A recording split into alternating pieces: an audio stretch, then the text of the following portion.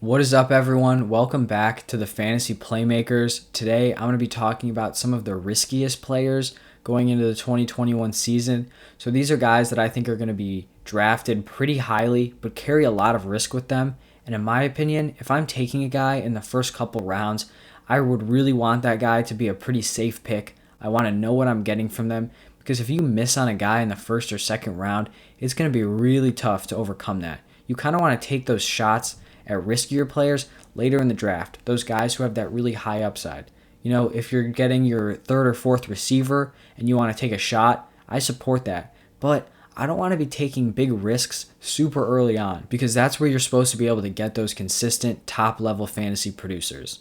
So let's get into it. The number one guy I have on this list is Deshaun Watson, and there's a whole lot going on right now. He has the uncertainty with his allegations. We don't know what's going to happen with that. I mean, he might not even be in the NFL after this, so you obviously don't want to draft a guy who may not even be playing.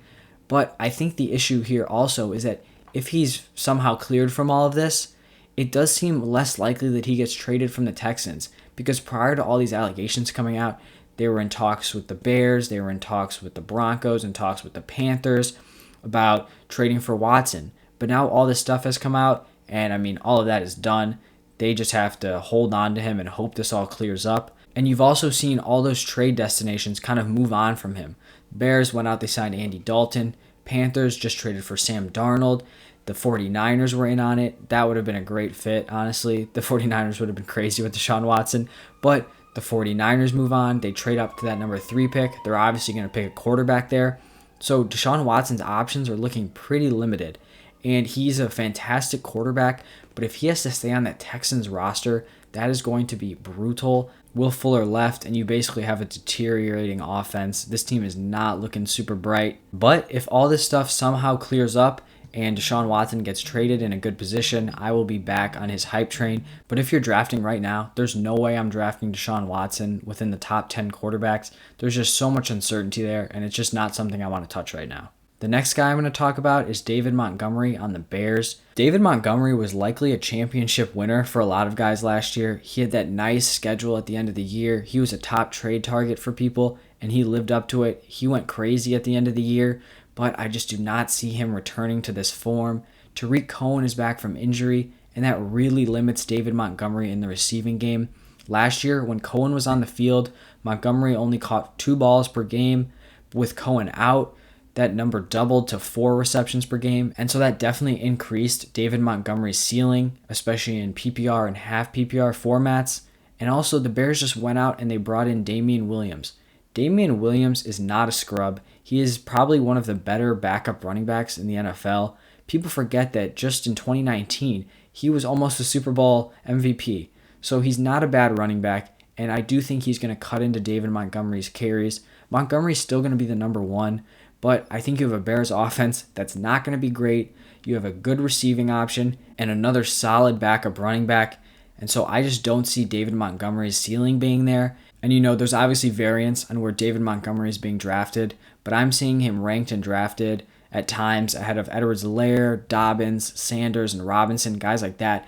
I would take all those guys over David Montgomery. I feel like I know what I'm getting. They have higher ceilings, and I think David Montgomery is a candidate to be a guy who just never really has that high ceiling game. He may average 12, 13 points per game, but he's never going to win you a week. And that's just not a guy I want to be my running back too. All right, the next guy on this list is Michael Thomas. And Michael Thomas was basically coming off a unreal year, a career year for fantasy and for the NFL. In 2019, he averaged 23.4 PPR points per game, which that was league winning. But then in 2020, he basically sucked. He dealt with injuries, he got suspended by the Saints, and when he was on the field, he was not playing well. And so his fantasy value definitely took a hit, but I still see him being drafted in the second round and early third, and I just don't really like him at that value. I don't think he had the same upside he did without Breeze. I mean, Breeze was hitting him on those slants all the time. He was Breeze's workhorse as a receiver, and with Winston, Hill, them kind of doing that quarterback split, I just don't see that being there. I don't trust Jameis as much as I trusted Drew Brees, and I think Taysom Hill is going to vulture a lot of those red zone touchdowns, and so I'm just not liking where Michael Thomas is being picked, and I think he has a decent shot at flopping again this year. The last guy I'm going to talk about is Ryan Tannehill on the Titans. And Tannehill is a guy that I really like. I think he's a good NFL quarterback, and he's a guy that I was really high on going into the 2020 season, but I feel like that hype has kind of caught up to him, and it's almost overblown now. This offseason, the Titans lost Corey Davis, Adam Humphries, and Jonnu Smith, and they've only brought in Josh Reynolds. So Tannehill had a crazy impressive 2020. He averaged 21.5 PPR points per game, but I mean, losing all those options, you can really only go down from there. He's currently being ranked ahead of Brady, Stafford, and even Hurts in some people's rankings, and I just can't understand how that's even possible. You have Brady coming back with Mike Evans, Chris Godwin, Rob Gronkowski, all those weapons, and he's going to have an offseason this year. He already showed out at the end of last year, and you're telling me that you think Ryan Tannehill, with only A.J. Brown, is going to outperform Brady? You have Stafford going to the Rams with Sean McVay. He now has Robert Woods, Cooper Kupp, and then Hurts has insane rushing upside. So I just don't really see how I'd be drafting Tannehill over any of these other guys. And so that's why I think he's a risky pick at his current ADP. All right, those are my thoughts on some of my riskiest players at the moment. This could definitely shift throughout the offseason. I've given some scenarios about how these things could change, but right now, these are guys that I will not be looking to draft at their current ADP and are guys that I think are pretty risky for the 2021 season. So let me know your thoughts in the comments.